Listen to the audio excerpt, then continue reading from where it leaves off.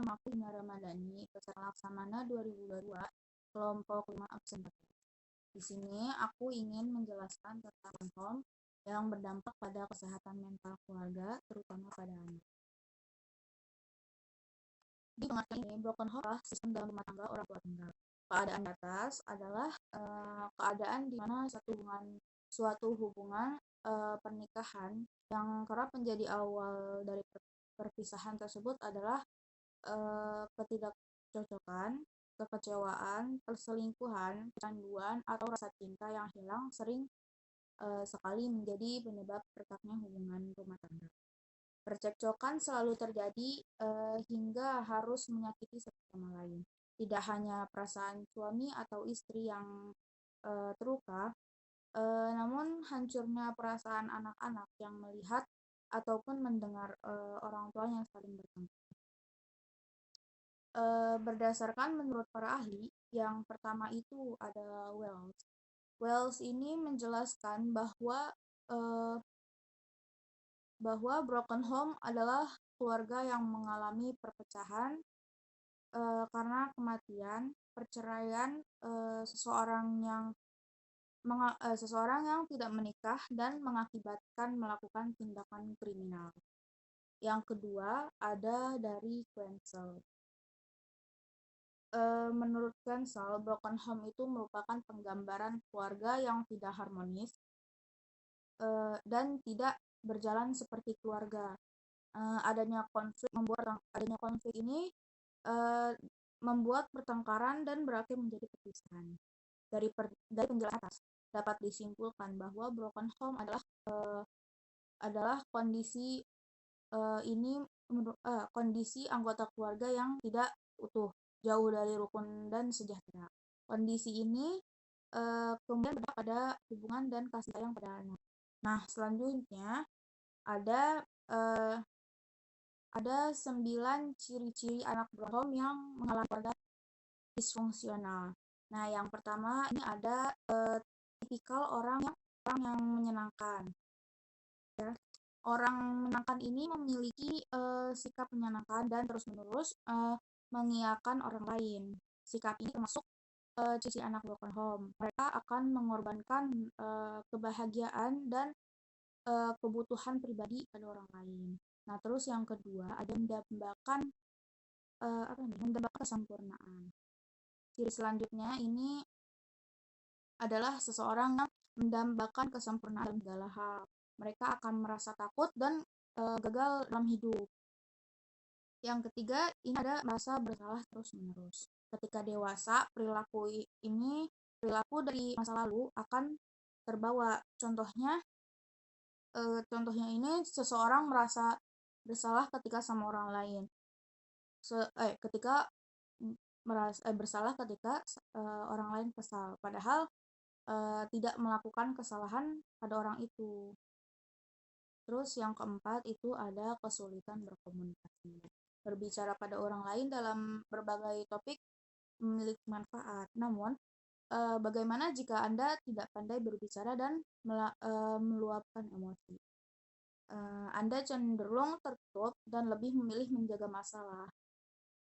Ketiga, itu ada merasa bertanggung jawab pada orang lain. Dalam situasi tertentu, seseorang merasa bertanggung jawab pada permasalahan orang lain, meski itu bukan masalahnya. Terus yang keenam itu ada kecemasan tinggi. Perasaan cemas dan khawatir berlebih berdampak pada kesehatan mental. Beberapa orang mengalami rasa kekhawatiran yang tinggi dan berpikir terlalu keras terhadap sesuatu. Terus yang ketujuh itu ada keras pada diri sendiri. Ketika menghadapi suatu masalah, mereka akan mengkritik diri sendiri dalam berbagai hal. Bahkan beberapa orang selalu mengkritik diri sendiri saat salah satu impiannya tercapai. Terus yang kedelapan itu perasaan kosong dalam hati. Keluarga broken home itu berdampak pada dukungan emosional anak. Keluarga ini terkadang tidak bisa memenuhi kebahagiaan sang anak.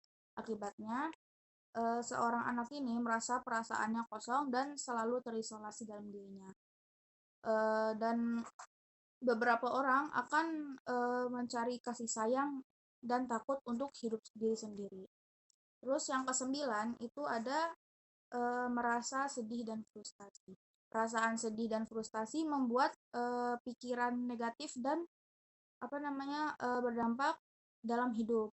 Pemikiran negatif seseorang hidup pemikiran negatif itu membuat seseorang hidup pesimis dan tidak menghargai usahanya. Nah, terus ini dampak-dampak broken home. Dampak broken home itu yang pertama itu ada perpisahan orang tua berdampak pada kesehatan anak dan remaja. Anak-anak rentan mengalami stres dan depresi. Yang kedua itu keluarga broken home itu rentan mengalami masalah keuangan dan berdampak pada aktivitas anak. Yang ketiga itu ada broken home.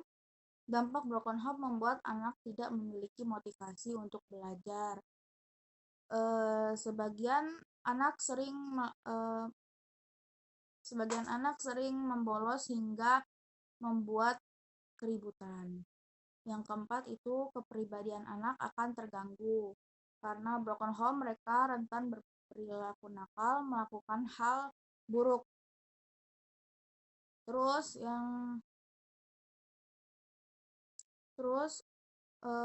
cara mengatasi broken home. Untuk cara mengatasi broken home yang pertama ada tanggung jawab. Sebagai orang tua dalam keluarga yang penting untuk bertanggung jawab atas apa yang terjadi.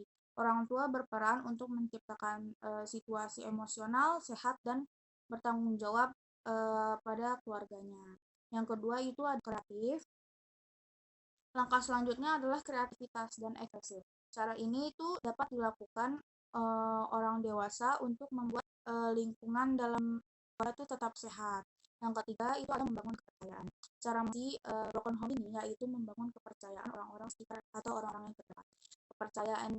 Kepercayaan itu sangat penting untuk tumbuh kembang anak dan hubungan kekeluargaan. Yang keempat itu ada mencari bantuan profesional, dukungan keluarga dan teman sangat penting untuk mengatasi broken home. Adanya bantuan dukungan ini untuk mengatasi permasalahan yang sangat-sangat sulit dan mencegah hal buruk yang terjadi. Terus yang kelima itu ada mencoba memaafkan. Kebiasaan memaafkan sangat penting juga untuk suatu hubungan setiap keluarga. Terus setiap keluarga itu pastinya punya masalah masing-masing yang harus dihadapi.